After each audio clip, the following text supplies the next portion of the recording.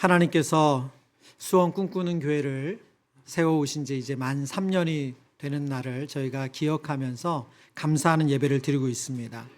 우리 성도님들이 지금 예배드리는 이 공간, 만 3년 전에는 이곳에 아무것도 없었습니다. 그냥 빈터였습니다. 예, 그때가 이제 코로나 기간이었기도 하고, 코로나 기간이었기도 하고요. 그리고 그동안 임대를 계속 하려고 했는데 특정한 어떤 임대하는 데가 안 나왔던 것 같아요. 그래서 완전히 비어 있는 이 빈터로 저희가 이 공간에 처음 들어섰습니다. 그리고 나서 이제 교회를 이곳으로 정하고 나서 우리 리모델링 하기 전에 어떤 일이 있었냐면 이제 여기서 회의도 해야 되고 뭔가 이렇게 왔다 갔다 하다 보니까 의자를 저희가 몇 개 갖다 놨거든요. 근데 성도님들이 그곳에서 오고 가며 들리셔서 기도를 하셨어요. 네. 그래서 이 공간에 정말 하나님을 예배하는 예배 초소가 세워지는데 은혜 주시기를, 우리 성도님들이 이 먼지구덩이인 이곳에 오셔서, 그리고 이 날도 이게 정말 아무것도 없잖아요. 근데 그곳에 오셔서 기도를 하셨습니다. 그렇게 기도로 이 공간이 또 채워졌고요. 그리고 저희 교회에 지나온 3년을 돌이켜보면 너무나도 감격스럽고 감사한 것은 전혀 복음을 알지 못했고 듣지 못했던 분들이 저희 교회에서 처음으로 신앙생활을 시작하는 여러분들이 계세요. 지금도 교회 곳곳에서 그분들이 또 은혜 받고 봉사도 하고 계시고 또 공동체도 참여하고 있습니다. 이런 너무나도 감사하고 기쁜 일도 있었지만 정말 우왕좌왕하는, 그래서 서로 힘든 일도 참 많았거든요. 이 첫 예배, 주일학교 예배를 드리고 나서 각 부서가 혼란의 도가니였어요. 네. 그래서 목사님 정말 이럴 줄 몰랐습니다. 개척교회라는 거 알고 왔지만 정말 이럴 줄 몰랐습니다 하는 각 부서 안에 너무너무 그 준비가 안 되고 정말 어설프게 드렸던 그런 예배 환경이 있었습니다. 그런데 정말 여기까지 하나님 은혜로 저희가 이렇게 올 수 있었죠. 제가 개척하고 한 1년 그리고 한 2년쯤까지 늘 이렇게 신방으로 오가면서 우리 전사님과 주고받았던 이야기 중에 이런 게 있어요. 이해가 되지 않아요. 참 이상해요. 그 중에 첫 번째는 저희 교회를 찾아서 등록하시는 성도님들이 이해가 되지 않았어요. 우선 어떻게 찾아오셨을까? 이 간판도 잘 안 보이잖아요. 어떻게 오셨을까? 참 이상하게 느껴졌습니다. 또 하나는 예배 후에 간혹 성도님들이 저에게 인사하시면서 목사님 정말 말씀에 은혜 받았습니다. 설교에 은혜 받았습니다 하시는데 이해가 되지 않았어요. 어떻게 그런 일이 일어나지? 이런 그런 마음이 있었습니다. 그런데 지금은 이해가 됩니다. 제가 설교 준비를 잘해서도 아니고 설교를 잘해서도 아니고요. 저희 교회가 시작하고 여기까지 오는 모든 과정을 보니까 이것은 하나님의 주권적인 은혜예요. 사람의 캐릭터의 문제가 아니라 하나님께서 이 일을 시작하셨고 하나님께서 이 과정을 이끌어 오셨고 하나님께서 만들어 가시는 하나님의 주권적인 은혜라는 거예요. 지난 3년 동안 하나님께서 우리 공동체가 갈 바를 몰라 방황할 때 붙들어 주셨고, 그리고 먼저 앞서서 길을 내어주시는 은혜를 누리면서 여기까지 왔습니다. 그리고 그 과정 가운데는 너무나도 수고하고 애쓰신 많은 성도님들의 노고가 있습니다. 하나님께서 우리 공동체를 여기까지 인도해 주신 것을 감사하면서 이 지점에서 저희가 해야 할 질문이 있습니다. 그러면 우리는 앞으로 어떤 교회가 되어야 하는가? 하나님이 기뻐하시는 교회의 모습은 무엇인가? 우리는 어느 방향으로 나아갈 것인가 하는 거죠. 지난 3년간은 사실은 이 예배 세팅하는 것, 지금 우리 많은 세션들이 앉아 계시지만 지금 이 자리까지 오기까지 너무나도 많은 헌신이 있었어요.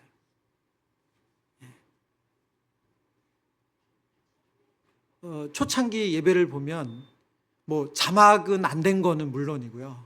하여튼 나올 때 뭐가 안 나오고 또 나오지 않아야 될 때 뛰쳐나오고 그런 일들이 있었거든요. 근데 지금은 저희가 그 수준을 약간 넘어선 것 같아요.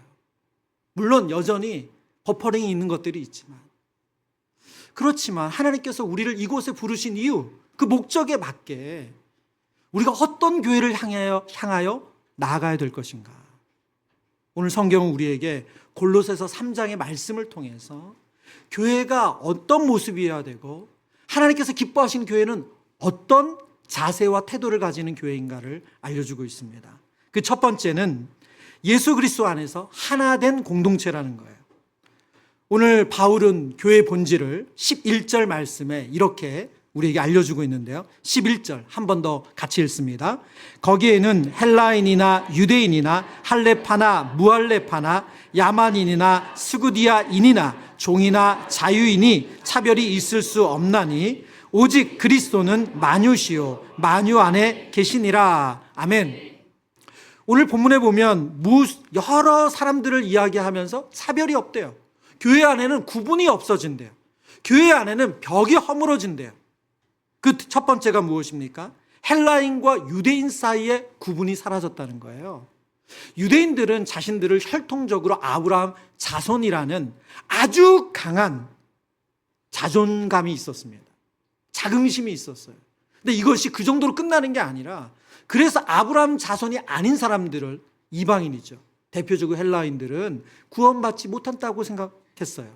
그런데 이 교회 공동체 안에서 이 헬라인과 유대인, 아브라함 자손과 아닌 이 혈통적인 구분이 사라진다는 거예요. 이어서 뭐라고 말합니까? 할례자와 무할례자. 교회 안에서 이 신학적이고 종교적인 어떤 형태로 구분 짓는 일이 없어졌다는 거예요. 우리로 말하자면 저희 교회 안에 어느 교단, 어느 교파냐에 따라서 구분이 사라진다는 거예요. 그 다음에 세 번째 무엇입니까? 야만인과 야만인이 아닌 사람들의 구분이 사라진대요. 당시 헬라인들은 오늘 본문에 나오는 스구디아인, 이 스키아라고 하는 이 종족인데 이 사람들은 문화적으로 상당히 야만스럽게 생각했어요. 그러니까 지금 우리로 말하면 우리가 어디 선교지에 갔을 때 그분들의 옷차림이나 그분들의 어떤 밥을 먹는 어떤 그 문화적인 모습이라든지 그리고 생활 모습을 보면서 좀 우리 문화와 너무 차이가 많아서 우리가 부정적으로 생각할 때가 있잖아요. 근데 지금 이 헬라인들이 이 스구디아인들을 바라볼 때는 야만스럽게 느꼈다는 거예요. 문명을 가지지 못한 사람들이다. 그래서 구분을 지었어요. 근데 그 구분이 이 골로새 교회 안에서는 사라졌다는 거예요. 그리고 마지막으로 무엇을 말합니까? 바로 종과 자유인의 구분이 사라졌대요. 로마가 지배하는 세계는 이 종제도, 이 노예제도로 이 공동체가 운영이 되는 그런 공동체예요. 그런데 그 질서가 교회 안에서는 사라졌다는 거예요. 누구도 종이든 자유인이든 구분 없이 함께 한 자리에 앉아서 밥을 먹고 예배를 드리는 일이 가능하다는 거예요. 그럼 어떻게 이런 일이 가능했는가? 오늘 본문 이렇게 말씀하죠. 오직 그리스도는 만유시고 만유 안에 계시니라. 이 말이 사실은 저희에게는 그렇게 직관적으로 와닿지가 않습니다. 근데 이 말은 무슨 뜻입니까? 예수님께서 모든 것이 되시고 예수님이 그 모든 것의 주인 되신다, 그런 뜻이에요. 그러니까 종이나 자유인이나 헬라인이나 유대인이나 혹은 야만인이나 그렇지 않은 사람이나 똑같이 그리스도께서 그 사람들의 주인이 되신다는 거예요. 그 안에서 통일된다는 거예요. 그 안에서 하나가 된다는 거예요. 교회는 새로운 인류를 만들어냈습니다. 그 새로운 인류의 정체성이 뭡니까? 그리스도 안에 있는 정체성이에요. 그리스도 안에 있는 성도라는 정체성이 새로운 정체성이에요. 더 이상 세상이 붙여놓은 라벨로 그들 자신을 정의하지 않는 거죠. 교회는 전혀 세상과 다른 기준으로 서로를 바라봅니다. 우리의 참된 정체성은 그리스도 안에 있는 신분으로 나를 보고 옆에 있는 성도를 보는 거죠. 그분의 연령이나 그분의 어떤 경제적인 형편이나 혹은 그분의 신앙 배경을 가지고 그분을 보는 게 아니라는 거예요. 그리스도 안에 있으면 나와 똑같다, 나와 하나다 라고 보는다는 거예요. 소원 꿈꾸는 교회는 분당 우리 교회 1만 성도 파송 운동의 열매로 교회가 개척됐습니다. 이 시작과 역사는 바꿀 수가 없어요. 이것은 긍지이고 감사의 이유입니다. 그러나 만약 우리 교회 안에 분당 우리 교회 출신이냐 아니냐로 사람을 나뉘어서 본다면 그것처럼 안타까운 일이 없습니다. 개척 초기 그 첫 해, 두 번째 해 제가 여러 성도님들과 종종 들었던 이야기가 있습니다. 목사님, 이제 분당 우리 교회 얘기 그만했으면 좋겠어요. 우리 교회 수원 꿈꾸는 교회 아닙니까? 근데 왜 다락방 가면 순자님들이 분당 우리 교회에서는 이렇게 했다, 분당 우리 교회에서는 이렇게 했다, 뭐 말끝마다 그렇게 분당 우리 교회를 이야기하시냐고. 그거 너무 좋은 거 알겠는데 우리 교회는 수원 꿈꾸는 교회 아닙니까? 그리고 목사님도 강단에서 분당 우리 교회 얘기하는 거 그렇게 편하지는 않습니다. 여러분, 이런 반응이 이상한가요? 아니요, 너무 자연스러운 거예요. 왜 그렇습니까? 여러분, 남녀가 사랑해서 결혼을 해도 30년 혹은 그 이상 각자의 문화, 각자의 가정에서 살다가 한 집에 살게 되면 어때요? 예, 우리가 화나면 뭐라고 말합니까? 너희 집은 그러냐? 그렇죠. 무슨 말이에요? 그 가정에 문화가 있는 거죠. 그 가정에 문화가 있는 거예요. 그 가정에 밥 먹는 문화가 있고, 그 가정에 경제 생활하는 문화가 있고, 그 가정에 말하는 스타일이 있어요. 이 두 문화가 집에 와서 충돌하는 거잖아요. 하물며 교회는 어떻습니까? 제가 어젯밤에 엄청 강한 충동을 느꼈어요. 우리 교적부를 다 뒤져가지고 우리 성도님들의 출신 교회가 몇 개 교회인지 확인해 볼까 하는 확인을 안 했습니다. 안 했어요. 뭐 큰 의미가 없어서. 왜요? 다르면 어때요? 다르면 어때요? 여러분, 그래서 이런 이야기, 분당 우리 교회 얘기 그만했으면 좋겠습니다. 이런 이야기는 이상한 게 아니고 너무 자연스러운 반응이에요. 아마 그 이야기를 하신 분들 입장을 바꿔서 어떤 분은 분당 우리 교회 올해 10년 이상 다니신 분들이 개척할 때 오신 분들이고, 또 분당 우리 출신의 순자님들이 그리고 반대로 또 그분들이 분당 우리 오래 계셨던 분들이라면 똑같은 반응했을 거예요. 전혀 다르지 않습니다. 그러나 감사하게도 제가 올해 우리 다락방 신방을 하면서 가장 많이 들은 이야기가 뭐냐면 이 말씀이에요.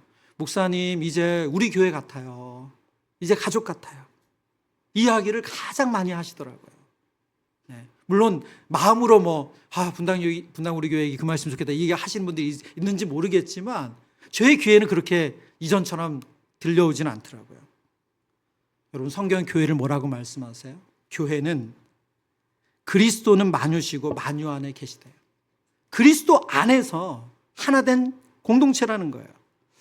우리가 특정 교회 성도라는 정체성을 가지는 것, 그것은 성경이 말하는 정체성이 아닙니다. 만약 저희들의 묘비에 수원 꿈꾸는 교회 성도 잠들다 이렇게 쓰신다면 그건 전혀 안 맞는 말이에요. 여러분, 그건 아무 의미가 없어요. 그냥 성도 누가 잠든 거예요. 물론 수원 꿈꾸는 교회가 우리 모두에게 긍지가 되길 바랍니다. 저 역시 분당 우리 교회에서 14년 사역했던 것이 긍지이고 감사입니다. 그러나 분당 우리 교회를 그대로 재현하는 것이 저희들의 미션 아니라는 거예요. 우리 수원 꿈꾸는 교회 미션 아니에요. 얼마 전에 이찬수 목사님과 좀 우리 여러 교육자들과 함께 교제하는 일이 있었는데, 그곳에서 당연히 이제 다 그 분리개척교회 담임 목사님들을 보니까 이런저런 얘기가 오가잖아요. 근데 그 와중에 목사님이 제 건너편에 앉았는데 목사님이 그러시는 거예요. 조 목사가 있을 때 분당 우리 교회랑 지금 분당 우리 교회랑 전혀 달라. 조 목사가 있을 때 분당 우리 교회 아니야, 그러시는 거예요.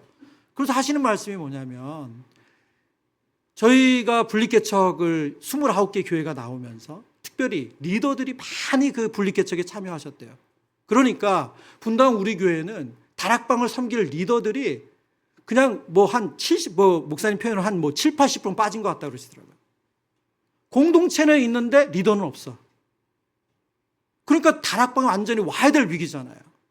근데 제자훈련, 사역훈련 철학이 분당 우리 교회 목회 철학이에요. 근데 그렇게 순장님을 세우려고 하니까 전혀 답이 안 나오는 거예요. 그래서 어떻게 하셨냐? 그냥 다락방에서 순장님들의 추천을 받아서 추천받은 분들을 훈련시켜서 순장 파송했다는 거예요. 제자훈련 받지 않은 분들, 사역훈련 받지 않은 분들이 그때부터 지금 순장 사역하고 있어요. 제가 또 일부 예배 설교 마치고 제가 실수했을까 봐 또 그 순장반 담당 교육자에게 저기 카톡 보냈어요. 목사님 올해는 어때요? 그랬더니 올해도 뭐 35분인가 세우셨대요. 그렇게. 첫 해는 너무 많았고 그 인원이 훨씬 더 많았고 순장님들이. 그렇게 훈련받지 않고 세워진 분들이. 전혀 다른 교회예요. 다시 말씀으로 돌아와서 교회의 본질은 어디에 있습니까? 오직 그리스도는 만유시고 만유 안에 계신다. 예수 그리스도가 우리의 삶의 주인 되심을 인정하는 그 안에 있는 성도로 우리가 한 공동체를 이루는 거예요. 다른 어떤 것도 우리를 특징 짓지 못합니다. 다른 어떤 것도 우리의 아이덴티티가 될 수 없어요. 여러분, 하나 된다고 하는 것은 우리 잘 지내요 라는 낭만적인 이야기가 아니에요. 그것은 복음의 능력으로 서로의 다름을 그리스도가 주인 되시기 때문에 그리스도 앞에 무릎 꿇는 심정으로 서로가 하나 되어 가는 거예요. 예수 그리스도를 알지 못하는 수많은 사람들이 예수 그리스도를 믿고 그 앞에 무릎을 꿇어서 주님의 몸된 교회 안에 들어오게 하는 것, 그것이 교회의 본질적인 사명입니다. 그런 의미에서 지난 3년 동안 저희 교회를 돌아보면서 의미 있는 숫자가 있습니다. 현재 예배드리는 인원 숫자도 아니고요, 지금까지 등록하신 성도님들 숫자도 아닙니다. 그 숫자는 지난 3년간 세례, 입교, 그리고 유아 세례를 그 학습을 참여하신 성도님들의 숫자예요. 지난 3년간 세례, 입교, 학습, 유아 세례에 참여하신 성도님들이 81명이세요. 81명이죠. 그 중에 이제 학습을 받으신 분들이 세례를 받으신다는 것을 감안한다면 그 숫자를 빼면 총 68분, 68명의 성도님들이 올해 상반기까지 입교와 세례, 유아 세례를 받으셨어요. 만유의 주가 되시는 예수 그리스도와 연합하는 특별한 은혜를 누리셨습니다. 여러분, 이러면 할렐루야를 좀 하셔야 되는데, 여러분이 다른 그냥 다 마음으로 은혜 받고 계신 거죠? 네. 여러분, 성경이 우리에게 교회를 어떤 곳이라고 말합니까? 교회는 만유의 주가 되시는 그리스도 안에서 하나 된 공동체래요. 소원 꿈꾸는 교회를 하나님이 그렇게 인도해 오셨고 앞으로도 그 방향으로 나아가야 됩니다. 그러면 성경이 말씀하신 교회가 되는 거예요. 그분이 어느 교회에서 신앙생활을 했든 그걸로 구분짓지 않고, 그분이 훈련을 받았든 안 받았든 그걸로 구분짓지 않고, 우리 모두가 그리스도 안에 있다는 정체성 하나로 함께 교제하고 함께 예배하고 함께 봉사하고 함께 하나님의 뜻을 이루어가는 공동체가 되는 것, 그게 우리 주님이 원하시는 공동체라는 거예요. 두 번째, 오늘 성경은 하나님이 원하시고 바라시는 공동체의 모습은 어떤 모습인가? 그리스도의 사랑과 평강이 다스리는 공동체래요. 우리 한번 대지 한번 읽어볼까요? 시작. 우리가 그리스도 안에서 성도라는 정체성 하나만 가지고 그러면 그렇게 모이기만 하면 되는가? 아니요. 그 정체성이 우리의 실제적인 공동체 모습으로 드러나야 되는데, 그 공동체의 모습이 뭐냐? 그리스도의 사랑과 평강으로 다스림을 받는 모습이라는 거예요. 이와 관련해서 한 책의 내용을 좀 소개하려고 합니다. 이 토니 메리다라는 신학자가 교회 사랑 설명서라는 책을 썼거든요. 근데 이 책의 앞부분에 이 챕터 첫 번째에 보면 건강한 공동체를 세우는데 방해되는, 장애되는 4가지의 오늘날 성도들의 경향성이 있다는 거예요. 그 4가지는 뭐냐? 첫 번째는 감각주의고요, 두 번째는 신비주의, 세 번째는 이상주의, 네 번째는 개인주의입니다. 감각주의란 뭐냐면 이런 설명을 하세요. 많은 그리스도인들이 강한 자극에 중독되어 있습니다. 대규모 집회, 유명한 목사님의 설교, 최신 논쟁거리에 반응하는 데 익숙해진 이들은 단순히 지역교회에 소속되어 조용히 섬기고 배우는 삶에 만족하지 못합니다. 오늘날 특별히 더 많은 정보가 넘쳐나기 때문에 그냥 지역교회 안에서 조용히 우리 다락방을 섬기고 우리 부서를 섬기고 이런 데 만족하지 못한다는 거예요. 더 크고 더 화려하고 더 뭔가 강한 영적인 자극을 원하고 그것을 추구하며 산다는 거예요. 두 번째는 신비주의입니다. 말씀과 공동체보다 개인적인 체험을 우선시하게 만듭니다. 그러면서 이런 예를 드셨어요. 이것은 이제 초대 교회사 안에 일어났던 일인데, 사막의 교부라고 해서 당시 수도사들 가운데는 이 공동체가 완전히 분리를 하는 거예요. 그 분리가 어느 정도 분리냐면, 이제 아마 성지순례 가시면 보신 분들이 있으실 거예요. 절벽 같은 데 수도원을 짓습니다. 그 접근도 걸어서 육로로 걸어서도 못 가요. 외줄 타고 막 올라가야 돼요. 그런 데서 수도원을 지으시고 거기서 6년 동안 기도하며 생활하는 거예요. 네. 그러니까 이렇게 자신만의 어떤 영적 체험과 신비주의인 성향을 추구한다는 거예요. 세 번째는 이상주의인데요. 완벽한 교회를 꿈꾸며 작은 문제나 갈등조차 견디지 못하고 쉽게 공동체를 포기하게 만듭니다. 그러면서 이 책에서 디트리트 본 회퍼, 우리 독일의 목사님이시죠. 본 회퍼 목사님의 성도의 공동생활에서 나온 책의 내용을 인용하세요.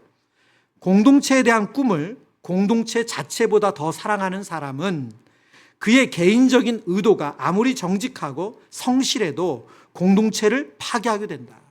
여러분 지금 몽롱하셔서 이게 무슨 얘기인가, 이게 그 얘기 같은데 그러실 수 있어요. 예. 여러분 좀 신학자들이 좀 말을 어렵게 하시는 경향이 있다 보니까 무슨 얘기냐면, 공동체에 대한 꿈, 공동체에 대한 이상적인 생각이 내 공동체 안의 식구들을 더 사랑하는 것보다 앞서게 되면, 그분이 아무리 정직하고 성실하고 도덕적으로 깨끗해도 그건 공동체를 위하는 일이 아니라 공동체를 해하는 일이라는 거예요. 우리 안에 연약한 모습이 있죠. 연약한 성도들이 있어요.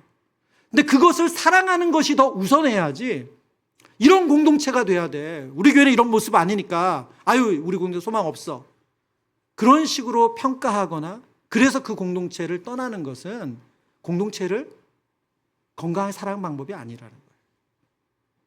그러면 책에 이제 목사님이 경험한 예를 하나 드시더라고요. 간혹 성도님들이 성경을 읽고 나서 이 그 책 쓰신, 갑자기 성함이 생각이 이제 갑자기 놓쳤네요.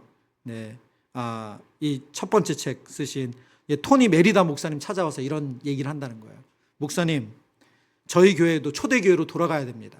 1세기 교회로 돌아가야 됩니다. 초대교회는 성도들이 모든 것을 서로 통용하며 살지 않았습니까? 그런 얘기 한다는 거예요. 그럼 목사님이 그분을 향해서 되묻는데요. 집사님, 그러면 고린도전서 1장을 읽어보셨어요? 왜 그럴까요? 고린도서 1장에 교회 안에서 이 파가 나눠서 싸우는 이야기거든요. 그리고 또 이 말씀하신대요. 집사님, 사도행전 5장의 아나니와 삽비라 이야기는요.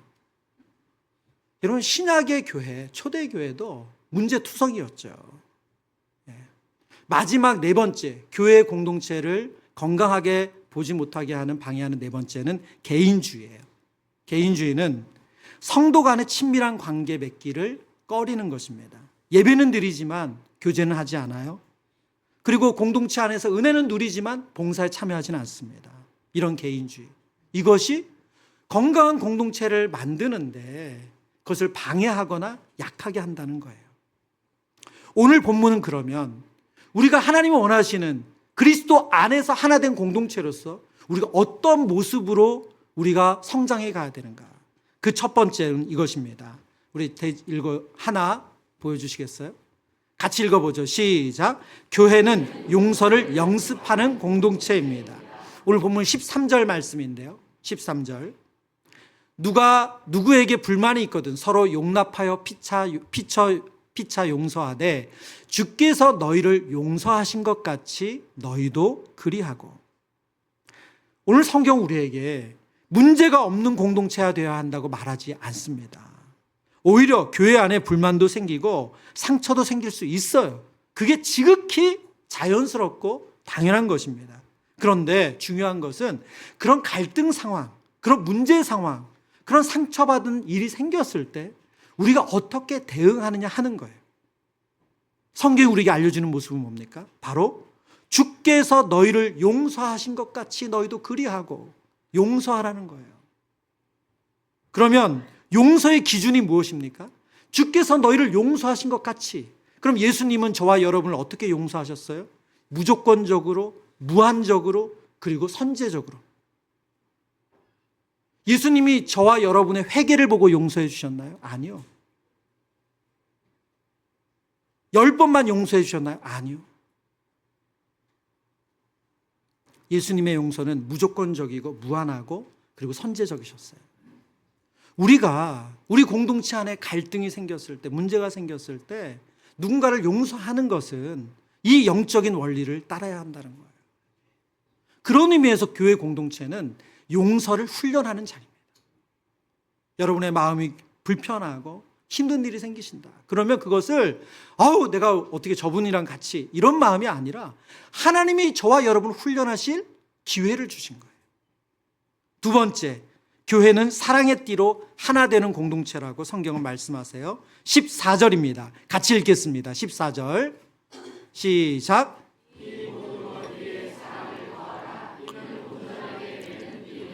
아멘.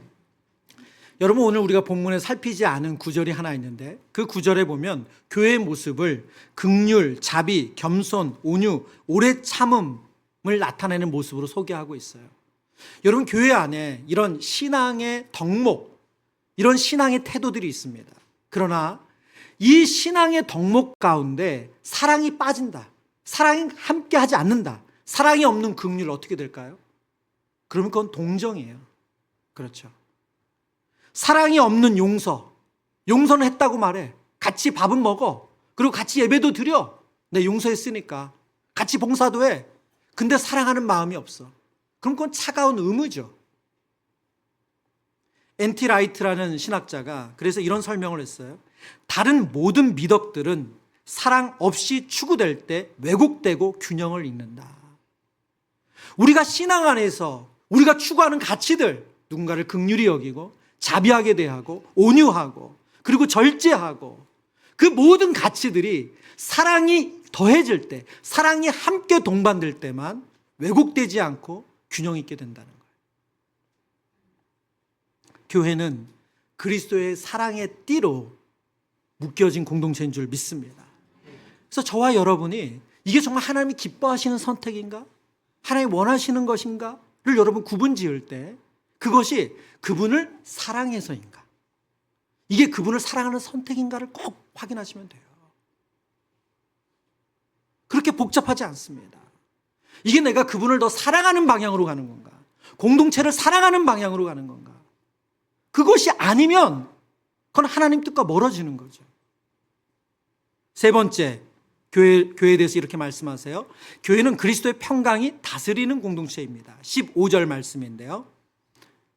그리스도의 평강이 너희 마음을 어떻게 하라고요? 주장하게 하래요. 이 말은 사실 우리말 번역이 이제 주장하게 하라고 되어 있는데 원어적인 의미는 뭐냐면 경기의 심판의 규칙에 따라서 판정한다는 뜻이에요. 만약 여러분이 배드민턴 경기를 보고 있다. 그러면 그 배드민턴 경기의 셔틀콕이 선을 넘었는지 안 넘었는지를 누가 결정해요? 심판이 결정하죠. 그렇죠. 그래서 넘었다고 말하면 그것대로 점수에 깎이는 거고 상대방이 점수를 얻는 거잖아요. 인이라고 말하면 그것에 맞춰서 점수를 가져가는 거 아니겠어요? 그런데 그 결정하는 기준이 뭐라고요? 내 감정이나 내 지식이나 내 가치가 아니라 그리스도의 평강이 그것을 결정한다는 거예요. 그리스도의 평강이란 뭡니까? 우리 안에 감정적인 평안함을 말하나요? 아니요. 하나님과 원수되었던 우리의 관계가 예수님의 십자가로 회복되면서 얻게 되는 하나님과의 바른 관계예요. 그곳에서 오는 화평이에요. 그러니까 우리의 결정이 그리스도의 관계를 더 돈독하게 하느냐, 그 화평을 가져가게 하느냐, 그렇지 않게 하느냐 하는 것으로 우리가 기준이 된다는 거죠. 그런데 오늘 성경은 이어서 오늘 본문 말씀에 이렇게 덧붙이고 있습니다. 그리스도의 평강이 너희 마음을 주장하게 하라. 너희의 평강을 위하여 한 몸으로 부름받았으니 받았나니 마지막 문장 같이 읽습니다. 너희는 또한 감사하는 자가 되라. 여러분, 그리스도의 평강이 우리를 다스리는 사람이 되면 그것이 어디로 이어진다고요? 감사로 이어진다고 말합니다. 지금까지 우리가 살핀 두 번째 대지, 그리스도의 사랑과 평강이 다스리는 이 공동체라는 것을 묵상하면서 우리는 아주 중요한 영적 원리를 하나 깨닫게 되는데요. 예수님을 닮는다는 것을 신학적으로 성화라고 말하거든요. 하나님을 닮는다, 예수님을 닮는다, 이걸 성화된다고 말합니다. 근데 이 성화는 누구도 혼자서 개인의 힘으로 할 수가 없어요. 성화는 어디서 이루어져요? 관계 속에서 이루어져요. 서로 긍휼히 여기고, 서로 자비하고, 서로 용서하고, 서로 사랑함으로 관계 안에서 이루어지는 겁니다. 그런 의미에서 하나님께서 우리에게 주신 이 신앙의 공동체는 서로를 성화되게 하는 그런 아름다운 공동체예요. 여러분이 이곳에서 겪는 갈등은 전혀 이상하지 않습니다. 이곳에서 겪는 불편함은 전혀 이상한 것이 아니에요. 제가 간혹 듣는 얘기예요. 어떤 부부들이 저희 부부는 한 번도 싸운 적이 없어요, 이런 분들을 봅니다. 제가 아주 이상한 눈으로 보죠. 제 안에 합리적인 의심이 있어요. 그분들이 마오는 싸움의 정도는 뭘까? 한 이틀 정도 얘기 안 하면 싸우지 않았다고 말하는 걸까? 네. 근데 여러분,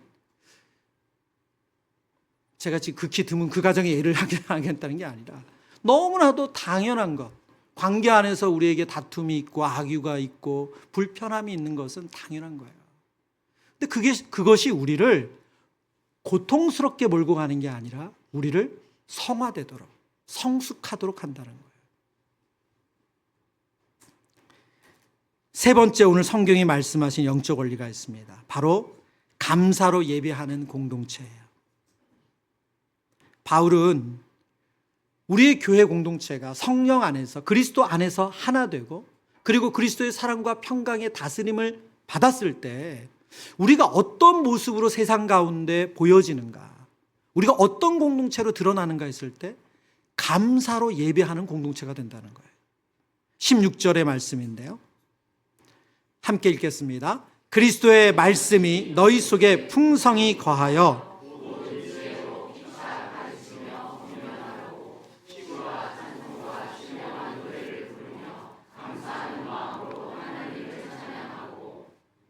아멘. 오늘 이 말씀에 보면 마지막에 뭐라고 말씀하고 있습니까? 감사하는 마음으로 하나님을 찬양하는 공동체로 나아간대요. 근데 그러기 위해서 전제가 있어요. 우리 16절 앞부분 한 번 더 보여주시죠. 보세요. 그리스도의 말씀이 어떻게 된다고요? 너희 속에 풍성히 거하여. 여기서부터 시작한다는 거예요. 어떻게 우리의 삶이 감사로, 어떻게 우리의 삶이 감사하는 공동체가 되는가? 시작은 그리스도의 말씀이 너희 속에 풍성히 거하는 거래요. 오늘 본문에서 풍성히 거하다라는 이 단어의 이 문자적인 의미는 어떤 의미냐면 집의 주인이 그것이 되어서 다스리는 거예요. 집주인이 말씀이 돼서 우리를 다스리는 것. 그것이 풍성히 거한다는 의미입니다. 여러분의 마음의 집은 무엇이 다스리고 있어요? 여러분의 감정인가요? 여러분, 무엇에 따라서 여러분이 희비가 나눠집니까? 아니면 여러분의 경험인가요? 아니면 여러분의 가지고 있는 추구하는 가치인가요? 오늘 성경은 우리의 집주인, 풍성히 거해야 되는 집주인이 누구이신가? 바로 그리스도의 말씀이라는 거예요. 무엇에 화가 나야 되죠? 하나님의 말씀과 반대되면 여러분은 아무리 온유한 분이라도 화가 나셔야 돼요. 하나님의 말씀이 통제하면 내 감정은 그렇지 않아도 통제를 받는 거죠. 나는 하기 싫어도 하나님의 말씀이 집주인이 되어서 우리를 지배하고 있으면 내가 하기 싫은 일도 순종하는 거예요. 그리스도의 말씀이 풍성히 거하게 되는 사람은 하나님께 감사하고 감사의 삶을 살아간다는 거예요. 여러분, 이것은 감사는 잘 되었을 때의 반응이 아니라 영적인 시선이 하나님의 은혜로 해석하는 능력을 갖게 되는 거죠. 바울은 이 흐름에서 본문의 결론을 이렇게 17절에 맺습니다. 같이 읽어보겠습니다.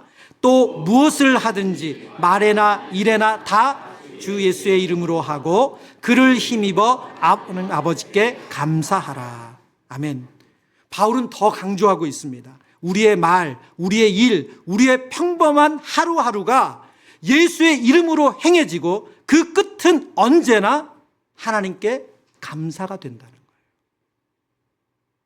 여러분, 그런데 이게 너무 이상적이고 좋잖아요. 그렇죠. 예. 모든 상황에서 감사하는 것 우리가 너무 바라는 거 아닙니까? 예.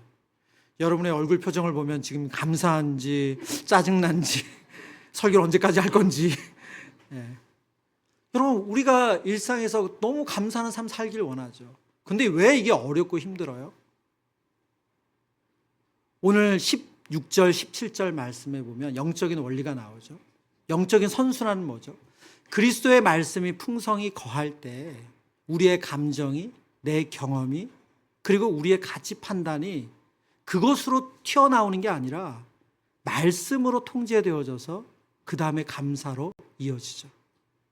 여러분, 이것이 우리의 영적인 선순환이에요. 근데 그것이 끊기면, 여러분의 삶에 말씀이 지배하는 삶, 말씀이 공급되는 삶이 끊기면 자연스럽게 우리는 우리의 본성대로 또 살아가는 거예요.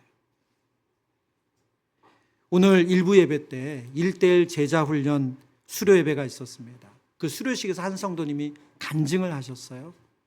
근데 그 성도님이 간증 중에 그런 얘기를 하셨어요. 3년 전에 저희 교회 처음 등록하실 때는 본인이 교회로부터 받은 상처, 그리고 아픔, 그래서 나는 이 교회에서는 아무것도 안 할 거야. 나는 공동체도 안 들어갈 거고, 난 봉사도 안 할 거고, 아무것도 안 할 거야. 그런 상한 마음을 가지고 이 자리에서 예배를 드리셨대요.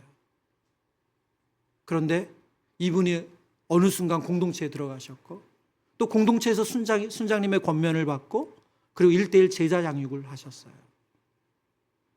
근데 그 간증 중에 저는 너무나도 제일 감사했던 건 뭐냐면, 이 가정 안에 겪는 이분의 어떤 이 문제와 갈등 상황은 여전히 반복되고 있거든요.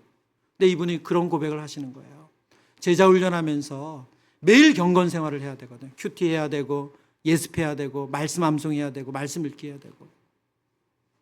근데 어느 날 새벽에 본인의 또 가정 안에 여러 어려움들, 그런 되게 불안한 감정이 올라올 때 하나님께서 기도하는 가운데 그 마음을 정리해 주셨다는 거예요. 그래서 그것을 감사로 바꿔주셨어요. 여러분, 어떻게 그 일이 가능하다고요?